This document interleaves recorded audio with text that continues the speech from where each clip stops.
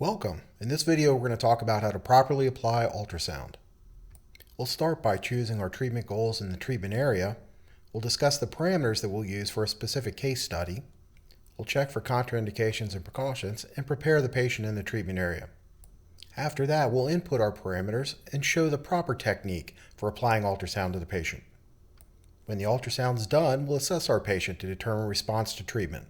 So let's get started. The first step is to determine your clinical goal for the use of ultrasound. Many times, the clinical goal is determined by where the patient is in the healing process. Typically, you wouldn't want to apply thermal ultrasound to acutely inflamed tissue. Once you've determined your clinical goal, you need to identify your treatment tissue, keeping in mind that ultrasound is most effective in tissues that have high collagen content. The most important aspects to determine are what is the depth of your target tissue and how large an area are you treating. So let's use this case example for our ultrasound treatment. In this case, we have a male with chronic pain and tightness in his right levator scapula muscle. Our clinical goals will be to increase tissue extensibility and to decrease pain. Our treatment area will be the insertion of the right levator scap muscle.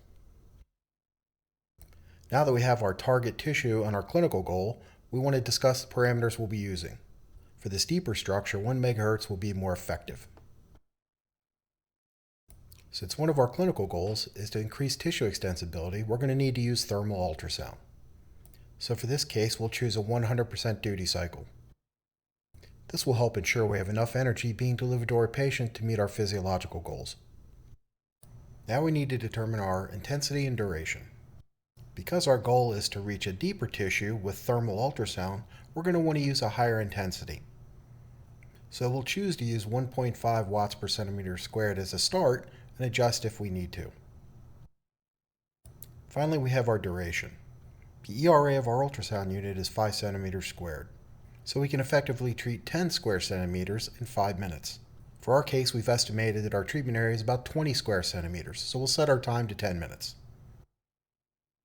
Our next and most important step is to make sure there are no contraindications or precautions for the use of ultrasound in this particular case. So be sure to thoroughly check the chart and confirm with the patient if you're unsure. Once we're good to go, we want to explain our treatment procedure to the patient and get informed consent. Next, we need to prepare our patient and the treatment area. To make sure we don't injure the patient, we want to confirm that they have good intact sensation in the treatment area. This can be done by checking the chart or performing a quick sensation screen.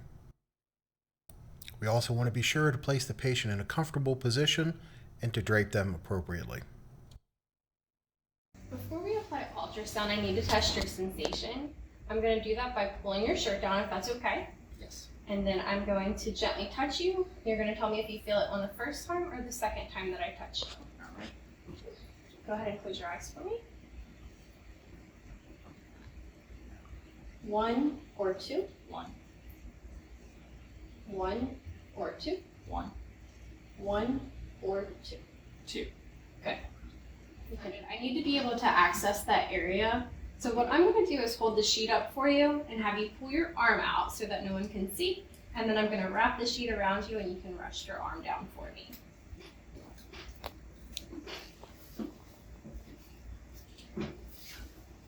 So go ahead and pull your arm out for me.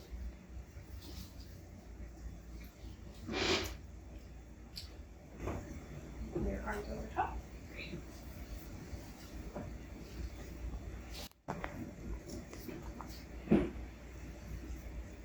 You can relax just like that for me. So once our patient is properly prepared, we can input our parameters into the ultrasound unit. To review, we've chosen 1 MHz, a continuous duty cycle, duration of 10 minutes, and an intensity of 1.5 watts per centimeter squared to start.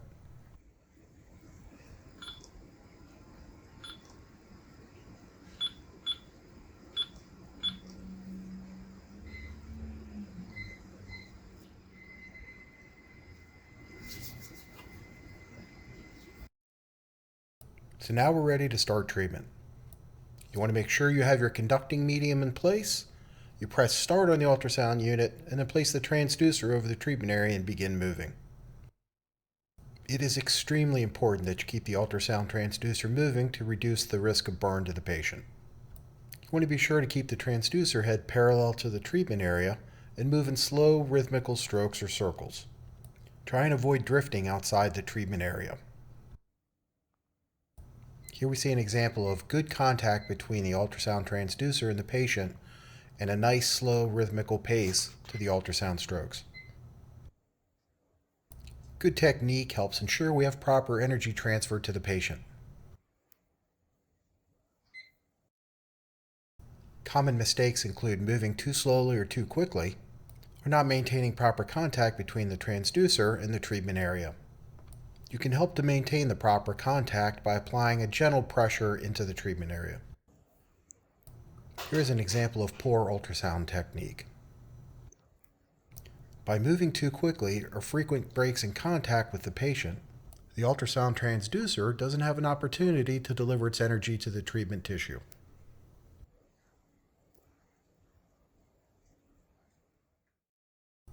As with any physical therapy intervention, we want to make sure to monitor our patient during treatment. This helps us make sure that our patient remains safe and comfortable during treatment. It also helps determine if we need to adjust our parameters.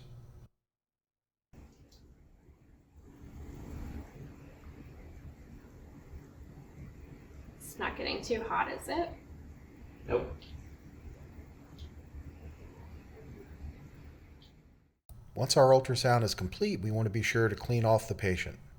We also want to be sure to assess the patient response to treatment by collecting subjective and/or objective information.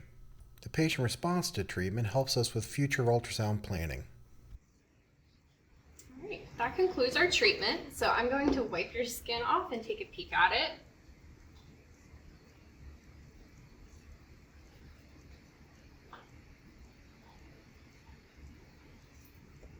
So you do have some redness. That's normal because we were using heat and pressure. If you have any adverse reactions or the redness doesn't seem to go away, give the clinic a call, please. Will do. So to review, our first step is identifying our target tissue and determining our clinical goal. That helps guide us when choosing parameters. You need to make sure you've checked for contraindications and taken into account any precautions necessary for ultrasound treatment. You need to properly position and drape your patient. Next, you input parameters and perform the ultrasound treatment using good technique. To avoid injuring the patient, make sure the transducer head keeps moving. It's always important to check on your patient during treatment to make sure they remain safe. After treatment, you want to clean off your patient and collect any subjective or objective information needed to assess their response to treatment. Following these steps will help ensure that you perform a safe and effective ultrasound treatment.